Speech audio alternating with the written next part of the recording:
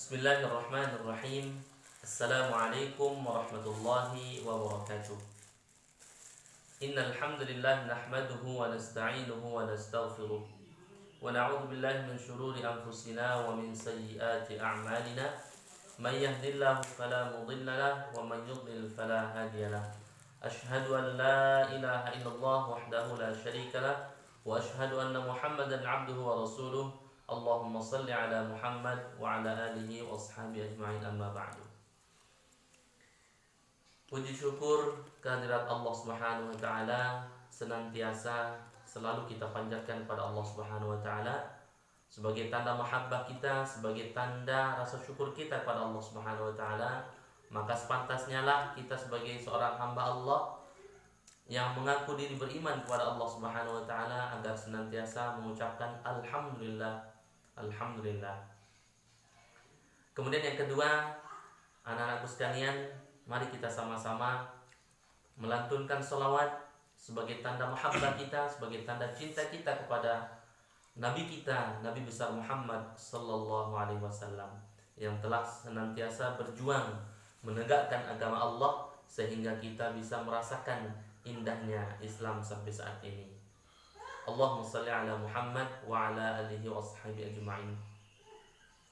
Anak-anakku yang dimuliakan Allah Subhanahu wa taala, pada pelajaran kita kali ini Ustadz akan membahas, atau kita akan membahas, sama-sama membahas tentang akhlak seorang muslim.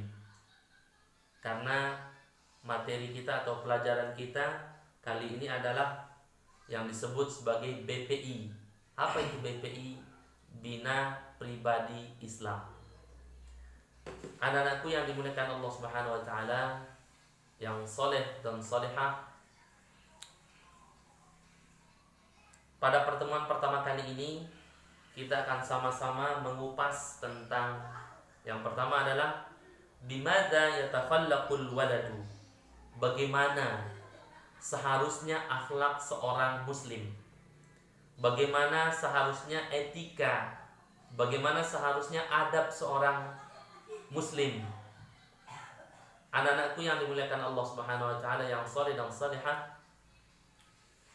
kenapa kita di dalam Islam harus mempelajari, harus mengetahui tentang akhlak? Karena sesungguhnya Rasulullah SAW telah memberi peringatan. Rasulullah SAW telah memberikan kita contoh qudwah hasanah, sebagaimana yang telah disampaikan oleh Allah Subhanahu wa taala dalam Al-Qur'an, laqad kana lakum fi rasulillahi uswatun hasanah. Jadi Rasulullah itu adalah merupakan suri tauladan yang baik yang harus kita ikuti dalam segala hal. Kemudian beliau juga pernah menyampaikan bahwasanya akhlak itu merupakan sesuatu hal yang sangat penting yang harus kita ketahui. Bagaimana adab kita dengan orang tua kita, bagaimana adab kita dengan tetangga kita, bagaimana adab kita, akhlak kita kepada guru kita, ustadz-ustazahnya, dan sebagainya. Ya. Sebagaimana sering yang kita sering dengarkan, atau sabda Rasulullah SAW, al-adabu fauqal ilmi. Sampai-sampai Rasulullah mengatakan adab itu jauh lebih tinggi tingkatannya daripada ilmu. Ya. Di zaman-zaman sahabat, pada ulama-ulama sebelumnya, bahkan ada di antara beberapa ulama lebih mengutamakan adab, mereka mempelajari adab daripada ilmu. Ya, sekiranya mereka lebih mengutamakan ilmu, maka mereka akan menjadi orang-orang yang terbelakang di dalam adab. Namun kebalikan yang terjadi. Apa yang terjadi? Para ulama kita mempelajari adab dulu daripada ilmu. Karena nanda sekalian yang dimuliakan Allah Subhanahu wa taala, yang saleh dan salihah, kalau kita sudah bisa beradab dengan baik, berakhlakul karimah, akhlak yang mulia, maka sudah dipastikan insya Allah orang yang mempunyai adab yang baik, adab yang mulia, akhlak yang mulia, maka dia sudah mempunyai ilmu. Namun kebalikannya, belum tentu orang yang berilmu, sudah tinggi ilmunya, belum tentu memiliki akhlak yang baik. Itulah sebabnya kita harus sama-sama belajar bagaimana adab yang harus dimiliki oleh seorang pelajar, seorang yang mengaku dirinya beriman dan kepada Allah Subhanahu wa taala. Baiklah anak-anakku yang dimuliakan Allah Subhanahu wa taala, yang saleh dan salihah, pada pertemuan kita pertama kali ini kita akan sama-sama membaca kitab yang disebut dengan, kalau yang laki-laki disebut dengan kitab Al-Akhlaqul Banin, khusus membicarakan tentang akhlak, bagaimana akhlak pribadi muslim laki-laki. Pada pertemuan yang pertama ini, bimadza yatakhallaqul waladu, bagaimana, apa seharusnya, bagaimana seharusnya akhlak yang harus dimiliki oleh seorang muslim. Nanti setelah anak-anakku sekalian mempunyai kitab ini, memiliki kitab ini, bisa diartikan atau didabit ya, diartikan secara per kalimat. Yajibu 'alal waladi, harus, suatu keharusan, 'alal waladi, bagi seorang anak, an yatakhallaqa, untuk berakhlak, bil akhlaqil hasanati, dengan akhlak yang baik. Nah, ini dia. Jadi harus kita sebagai seorang yang mengaku diri beriman kepada Allah Subhanahu wa taala, sebagai orang mengaku muslim, ya, Islam, harus memiliki, wajib hukumnya memiliki akhlak yang baik, bil akhlaqil hasanah, harus memiliki akhlak yang baik. Sejak kapan? Min sigharihi, sejak kecil. Ya, sejak kecil. Makanya dulu mungkin Ananda sekalian masih ingat ketika di TK, ya, di TK.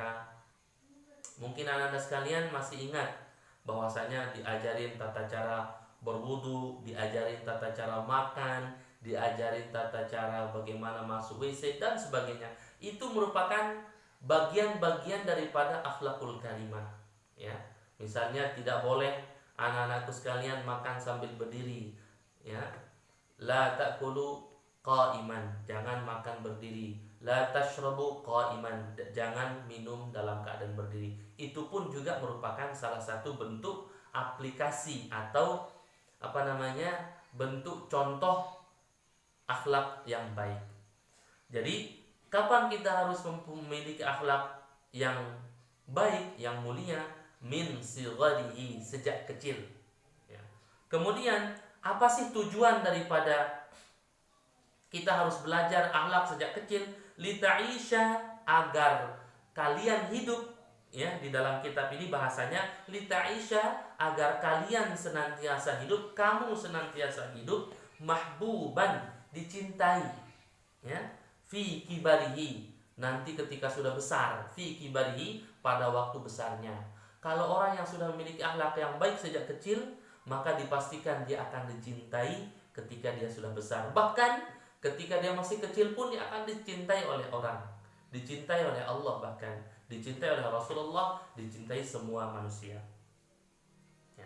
Sehingga akan berdampak, kalau orang yang sudah memiliki akhlak yang baik sejak kecil, akan berdampak kepada kepada Allah Subhanahu wa taala, ya. Di sini dikatakan yarda anhu rabbuhu, yarda, dia akan mendapatkan keridhaan. Yarda, dia akan diridhai oleh siapa? Anhu rabbuhu, oleh Tuhannya, oleh Allah. Nah, seperti yang Ustaz katakan tadi, bahwasanya ketika kita mempunyai akhlak, memiliki akhlak yang baik, maka kita akan diridhai. Bahkan ingat kalimatnya di sini, yarda, diridhai oleh Allah Subhanahu wa taala. Kalau kita sudah diridhai oleh Allah Subhanahu wa taala, maka insyaallah apapun yang kita inginkan, bahkan surga pun kita inginkan, Allah akan berikan. Kemudian yang kedua, setelah Allah ridha kepada kita, kepada orang yang memiliki akhlak yang baik, wa yuhibbuhu ahluhu, tentunya keluarganya akan mencintainya, ya, keluarganya akan mencintainya. Kemudian yang terakhir adalah yang paling penting, wa jami'un nas, ya, wa jami'un nas. Setelah Allah ridha, keluarga keluarganya mencintainya, wa jami'un nas. Yang ketiga adalah kita akan mendapatkan kecintaan dari semua orang. Seperti yang Ustaz katakan tadi, bahwasanya kalau kita memiliki akhlak yang baik, maka Allah ridha, kemudian keluarga kita mencintai kita, yang terakhir semua orang akan senang dengan kita. Wallahu a'lam bishawab. Mudah-mudahan ada manfaatnya. Mudah-mudahan penjelasan yang singkat ini mudah-mudahan memberikan kita pelajaran agar kita menjadi pribadi-pribadi muslim yang memiliki akhlakul karimah. Mudah-mudahan ada manfaatnya sekali lagi bagi kita, bagi semua orang, bagi orang tua kita dan semuanya, dan menjadi amal berat, amal ibadah di sisi Allah Subhanahu wa taala. Mudah-mudahan Anda sekalian faham dengan apa yang Ustaz jelaskan.